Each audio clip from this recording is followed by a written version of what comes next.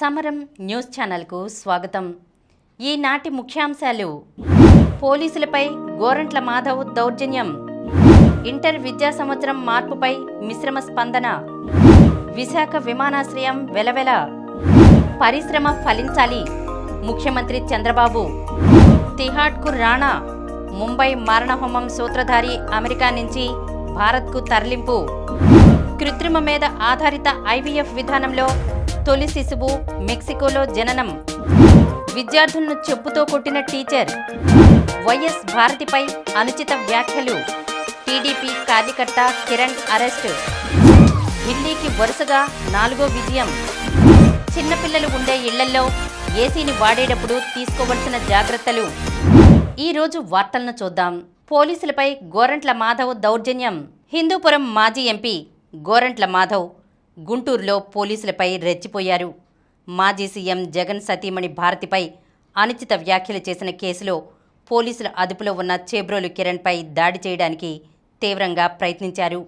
Ibrahimpatnam శివార్లో కిరణ్ను arrest చేసి తీసుకొస్తున్న పోలీసులను గుంటూరు ఎస్పీ కార్యాలయం సమీపంలో అడ్డగించబోయారు. ఈ సందర్భంగా గుంటూరు ఎస్పీ కార్యాలయం వద్ద మాధవ్ హల్చల్ సృష్టించారు. ఎట్టకేలకు మాధవ్ సహా 4గురిని పోలీసులు అరెస్ట్ చేశారు. నిజానికి చేబ్రోలు కిరణ్ సోషల్ మీడియాలో చేసిన అనుచిత వ్యాఖ్యలపై టీడీపీ వెనువెంటనే స్పందించి ఆయన్ను పార్టీ నుంచి సస్పెండ్ చేసింది. పోలీసులు వేగంగా రంగంలోకి దిగి కిరణ్ను అరెస్ట్ చేశారు. వాస్తవం ఇది కాగా కిరణ్ను అరెస్ట్ చేసిన పోలీసుల విధులకు మాజీ ఎంపీ మాధవ్ అడ్డు తగలడమే కాకుండా వారిపైన దౌర్జన్యానికి పాల్పడ్డారు. అంతకుముందు తన అనుచరులతో కారులో పోలీసుల వాహనాన్ని వెంబడించారు. పోలీసులు అదుపులో ఉన్న కిరణ్పై దాడికి ప్రయత్నించారు. ప్రతిఘటించిన పోలీసులపైన విరుచుకుపడ్డారు. ఈ క్రమంలో పోలీసుల వాహనం ఎస్పీ కార్యాలయంలోకి వెళ్ళింది. అయినా వదలకుండా ఆ వాహనాన్ని మాధవ్ వెంబడించారు. ఎస్పీ కార్యాలయం ప్రాంగణంలోనూ కిరణ్పై దాడికి మరోసారి ప్రయత్నించారు. గోరంట్ల మాధవ్తో పాటు ఆయన అనుచరులు 3గురిని పోలీసులు ఎట్టకేలకు అదుపులోకి తీసుకున్నారు. ఎస్పీ కార్యాలయంలోని ఒక గదిలో కొంతసేపు వారిని నిర్బంధించారు. అనంతరం అక్కడి నుంచి నగరంపాలెం పోలీస్ స్టేషన్కు, ఆ తర్వాత నల్లపాడు స్టేషన్కు తరలించారు. పోలీసుల విధులకు ఆటంకం కలిగించడంతో పాటు పోలీసుల అదుపులో ఉన్న నిందితుడిపై దాడికి యత్నించడం తదితర సెక్షన్ల కింద నగరంపాలెం పోలీసులు కేసు నమోదు చేశారు. ఈరోజు కోర్టులో హాజరుపరుస్తామని పోలీసు అధికారులు తెలిపారు. ఇంటర్ విద్యా సంవత్సరం మార్పుపై మిశ్రమ స్పందన. ఇంటర్మీడియట్ విద్యా సంవత్సరం మార్పుపై విద్యార్థులు, తల్లిదండ్రుల నుంచి ఆశించిన స్పందన కనిపించడం లేదు. విద్యా సంవత్సరాన్ని 2 నెలల ముందుకు తీసుకొచ్చినా కాలేజీలకు విద్యార్థులు రావడం లేదు. కొత్తగా ఫస్ట్ ఇయర్లో విద్యార్థులు చేరడం సంగతి అటుంచితే ఫస్ట్ ఇయర్ నుంచి సెకండ్ ఇయర్కు ప్రమోట్ అయిన విద్యార్థులు కూడా కాలేజీలకు హాజరు కావడం లేదు. సాధారణంగా ఏటా జూన్ 1న ఇంటర్ విద్యా సంవత్సరం ప్రారంభమవుతుంది. అయితే ఈలోగా ప్రైవేట్ కాలేజీలు ఇంటింటి ప్రచారం చేసుకుని విద్యార్థులను చేర్పించుకుంటున్నారని, ఫలితంగా ప్రభుత్వ కాలేజీల్లో విద్యార్థుల సంఖ్య తగ్గిపోతుందనే ఆలోచనతో ఈ ఏడాది విద్యా సంవత్సరాన్ని ఏప్రిల్ 1 నుంచే ప్రారంభించారు. 10th ఫలితాలు రాకపోయినా కాలేజీల్లో చేరాలని ప్రభుత్వ కాలేజీలు విద్యార్థులను ఆహ్వానిస్తున్నాయి. ఫస్ట్ ఇయర్ విద్యార్థులకు బ్రిడ్జ్ కోర్స్ నిర్వహిస్తున్నాయి. ఇంగ్లీష్, గణితం, సైన్స్ సబ్జెక్టులపై ప్రాథమిక బోధన ప్రారంభించారు. అలాగే సెకండ్ ఇయర్ విద్యార్థులకు కూడా ప్రాథమికాంశాలపైనే బోధిస్తున్నారు. సుదీర్ఘకాలంగా జూన్లో కాలేజీలు ప్రారంభమయ్యే సంస్కృతికి అలవాటు పడిన విద్యార్థులు, తల్లిదండ్రులు ఇప్పుడే వేసవిలో తరగతుల ప్రారంభంపై ఆసక్తి చూపడం లేదు. విశాఖ విమానాశ్రయం వెలవెల. రాష్ట్ర ఆర్థిక రాజధాని, IT hub, tourism capital, pharma సెంటర్గా అభివృద్ధి చెందుతున్న విశాఖపట్నానికి విమాన సర్వీసులు ఒక్కొక్కటిగా రద్దయిపోతున్నాయి. కొత్త సర్వీసులు రావాల్సింది పోయి ఉన్నవాటినే తీసేయడం ఏమిటో ఎవరికీ అంతుపట్టడం లేదు. విశాఖపట్నం నుంచి ఇంతకుముందు 5 అంతర్జాతీయ విమాన సర్వీసులు నడిచేవి. కరోనా సమయంలో అవన్నీ ఆగిపోయాయి. ఆ తర్వాత సింగపూర్, మలేషియా, బ్యాంకాక్ సర్వీసులను పునరుద్ధరించారు. దుబాయ్ విమానం కూడా తెస్తామని కేంద్ర పౌర విమానయాన శాఖ మంత్రి కె రామ్మోహన్ నాయుడు హామీ ఇచ్చారు. అది నెరవేరక ముందే ప్రస్తుతం ఉన్న 3 సర్వీసుల్లో 2ంటికి బుకింగ్స్ నిలిపివేశారు. మే 1వ తేదీ నుంచి మలేషియా, బ్యాంకాక్ సర్వీసులు నడపడం లేదని ఎయిర్ ఆసియా ప్రకటించింది. అంటే విశాఖకు ఒకే ఒక అంతర్జాతీయ సర్వీస్ మిగులుతుందన్నమాట. పరిశ్రమ ఫలించాలి. ముఖ్యమంత్రి చంద్రబాబు ఒప్పందాలు కుదుర్చుకోవడం, పెట్టుబడులు రావడం మాత్రమే కాదు, పరిశ్రమలు ప్రారంభం కావాలి.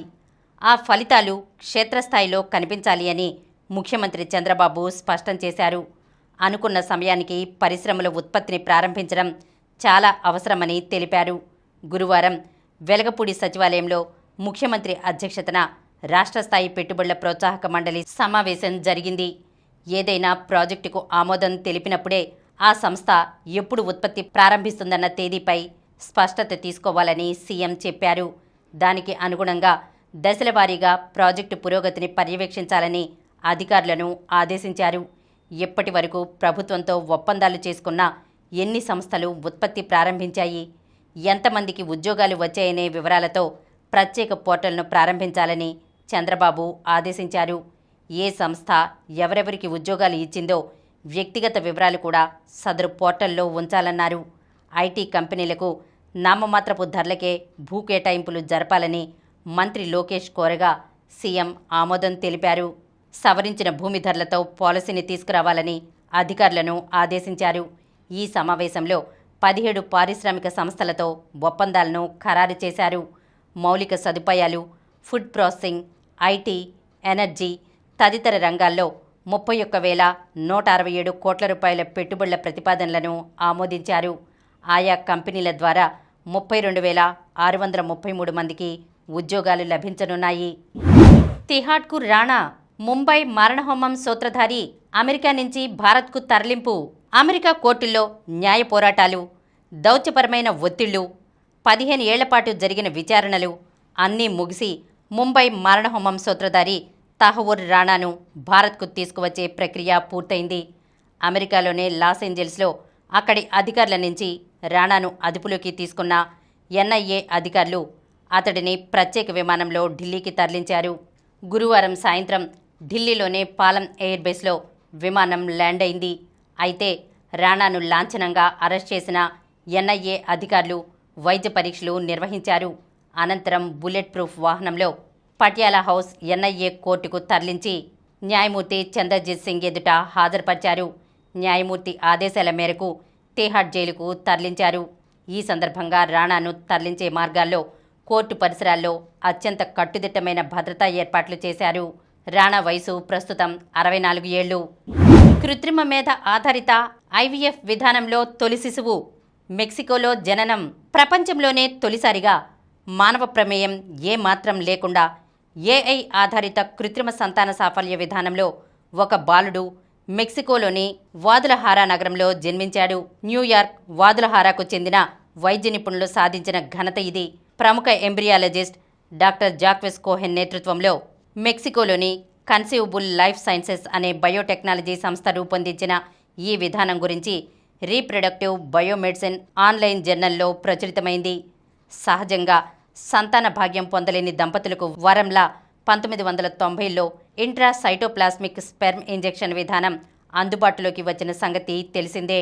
నాటి నుంచి ఇప్పటిదాకా ప్రపంచవ్యాప్తంగా కొన్ని కోట్ల మంది ఆ విధానం ద్వారా పిల్లలను పొందారు. మహిళ అండంలోకి మాన్యువల్గా వీర్యకణాన్ని ఇంజెక్షన్ ద్వారా పంపే ప్రక్రియ ఇది. ఇందులో మొత్తం 23 దశలు ఉంటాయి. అవన్నీ అత్యంత సంక్లిష్టమైనవి. ఏ దశలో చిన్న తప్పిదం జరిగినా ప్రయత్నం మొత్తం వృధా అయిపోతుంది. అందుకే అత్యంత నిపుణులైన ఎంబ్రియాలజిస్టులను మాత్రమే ఇందుకు నియోగిస్తారు. ఆ 23 దశలను మానవ ప్రమేయం లేకుండానే కృత్రిమ మేధ సాయంతో డిజిటల్ కంట్రోల్ ద్వారా రోబోటిక్స్తోనే నిర్వహించే విధానాన్ని కన్సీవబుల్ లైఫ్ సైన్సెస్ నిపుణులు అభివృద్ధి చేశారు. ఇందులో భాగంగా నాణ్యమైన వీర్యకణాన్ని ఏఐ సాయంతో ఎంపిక చేస్తారు. లేజర్ సాయంతో దాన్ని కదలకుండా చేసి రిమోట్ డిజిటల్ కంట్రోల్ ద్వారా అండంలోకి చొప్పిస్తారు. మొత్తం 23 దశలను మనుషుల కన్నా ఖచ్చితంగా యంత్రాల ద్వారా నిర్వహించడానికి ఏఐ ఉపకరిస్తోంది. మెక్సికోకు చెందిన 40 ఏళ్ల మహిళ దాత అండాలతో ఈ విధానంలో గర్భం దాల్చి పండంటి మగబిడ్డకు జన్మనిచ్చింది. ఈ కొత్త విధానం సంప్రదాయ కృత్రిమ సంతాన సాఫల్య విధానం తీరుతెన్నులనే మార్చేస్తుందని డాక్టర్ కోహెన్ అభిప్రాయపడ్డారు. విద్యార్థులను చెప్పుతో కొట్టిన టీచర్.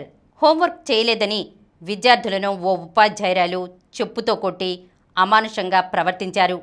శ్రీ సత్యసాయి జిల్లా ధర్మవరం పట్టణంలోని జీనియస్ ప్రైవేట్ పాఠశాలలో గొట్లూరు గ్రామానికి చెందిన విద్యార్థులు సనద్వైజ్, జస్విన్, భరత్ 2వ తరగతి చదువుతున్నారు. ఇదే పాఠశాలలో 2 రోజుల క్రితం అనిత టీచర్గా చేరారు. 3 విద్యార్థులు హోంవర్క్ చేయలేదని ఆగ్రహంతో దుర్భాషలాడారు. విచక్షణ కోల్పోయి తన చెప్పు తీసుకుని 3 విద్యార్థులను కొట్టారు. ఇంటికి వెళ్లిన విద్యార్థులు జరిగిన విషయాన్ని తల్లిదండ్రులకు తెలియజేశారు. దీంతో తల్లిదండ్రులు పాఠశాల వద్దకు వచ్చి టీచర్ను ప్రశ్నించారు. అనుకోకుండా అలా జరిగిందని, కావాలని కొట్టలేదని చెప్పినా తల్లిదండ్రులు శాంతించకపోవడంతో వారిపైన అనిత చెప్పు ఎత్తారు. దీంతో ఆమెను తల్లిదండ్రులు చితకబాదారు. పాఠశాల కరెస్పాండెంట్ ప్రేమ్ కిషోర్తో వాగ్వాదానికి దిగారు. అనంతరం తల్లిదండ్రులు 1 టౌన్ పోలీస్ స్టేషన్కు వెళ్లి పాఠశాల యాజమాన్యం అనితపై ఫిర్యాదు చేశారు. వైఎస్ భారతిపై అనుచిత వ్యాఖ్యలు. టీడీపీ కార్యకర్త కిరణ్ అరెస్ట్. యూట్యూబ్ ఛానల్ ఇంటర్వ్యూలో వైఎస్ జగన్ సతీమణి భారతిపై అనుచిత వ్యాఖ్యలు చేసిన టీడీపీ కార్యకర్త చేబ్రోలు కిరణ్ను మంగళగిరి రూరల్ పోలీసులు అరెస్ట్ చేశారు.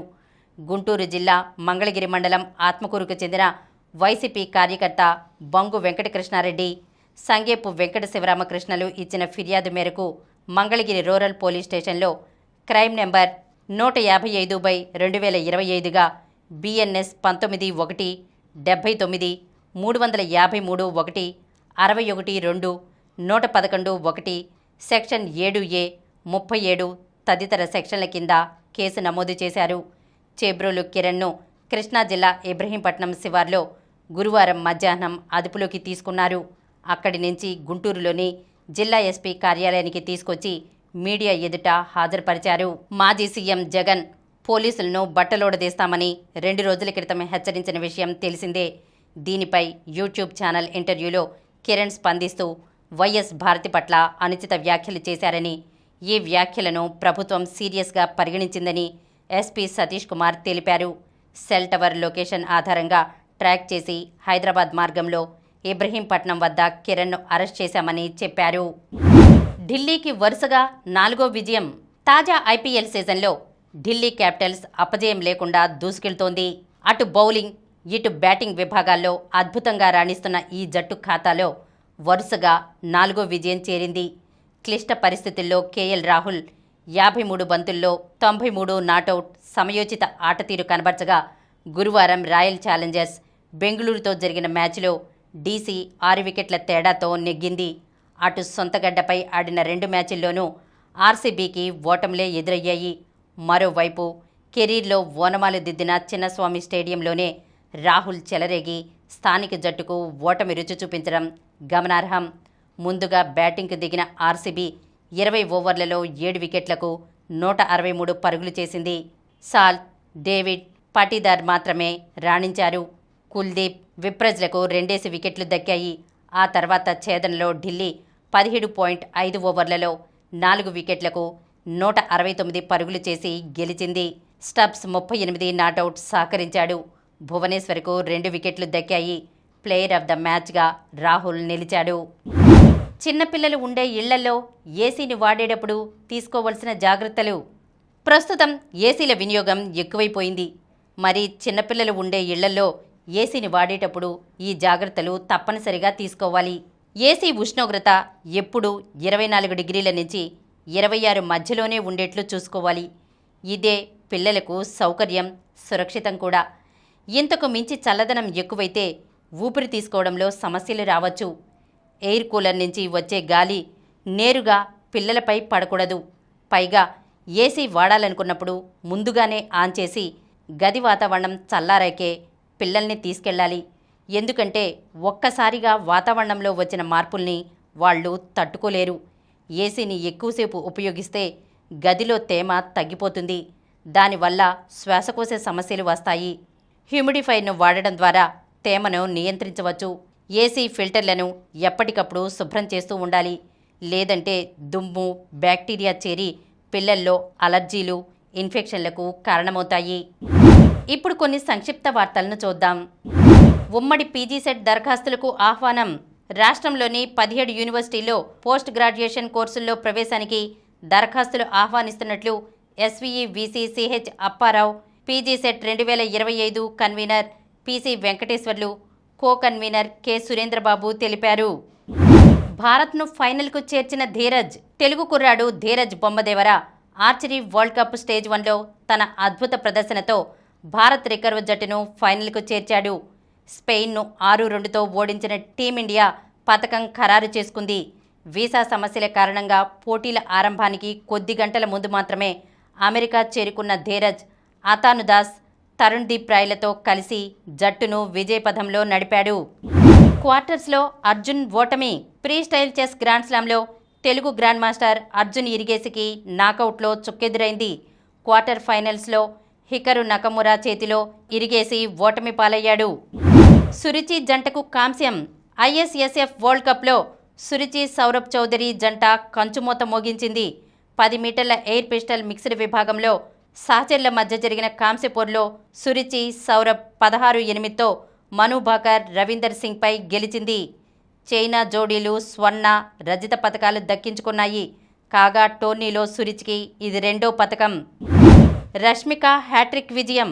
బిల్లీ జీన్ కింగ్ కప్లో హైదరాబాద్ అమ్మాయి భమిడిపాటి శ్రీవల్లి రష్మిక హ్యాట్రిక్ విజయాన్ని నమోదు చేసింది. పుణేలో జరుగుతున్న ఈ కప్ గ్రూప్ దశ 3వ మ్యాచ్లో భారత్ 2-1తో హాంకాంగ్పై గెలిచింది.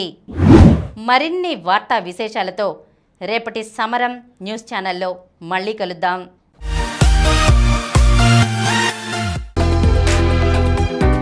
ప్రతిరోజు వార్తా విశేషాల కోసం అనతి కాలంలోనే 20 కోట్లకు పైగా వ్యూస్ సాధించిన సమరం ఛానల్ సమర్పించు సమరం న్యూస్ ఛానల్కు సబ్స్క్రైబ్ చేయండి, లైక్ చేయండి, మీ ఫ్రెండ్స్కి షేర్ చేయండి.